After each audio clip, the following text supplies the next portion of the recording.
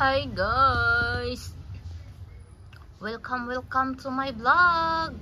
Mapa Leonora Vlog po ang inyong lingkod. Ayan guys, papakita ko lang ito sa inyo guys. Oh, yung aming alagang mga manok guys. Ito guys, oh, malaki na sila guys. Ayan, anong tawag nito guys na manok? Itong laki guys, yung male na manok guys. Ano yan? Basilan type of chicken. Basilan. At yun, Rhode Island Red. Ano yan? Ayan, at saka yung mga black, dalawang black at saka isang white. One white, two blacks.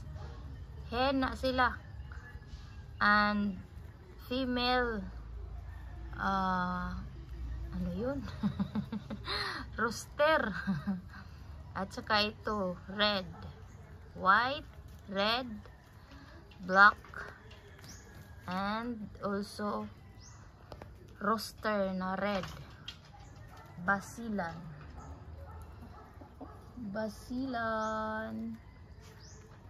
Yun guys, ang lalaki na nila guys. At nag-ano na sila, nangingitlog na silang lahat. Ayun. 4 na inahing manok. Sila ay nangingitlog na. Napakadami na ng kanilang itlog guys. Every day, 6 egg ang ma-harvest. 6. Iwan ko kung sino ang mag-ano niyan. 2 mag-itlog. 2 makapangitlog sa isang araw.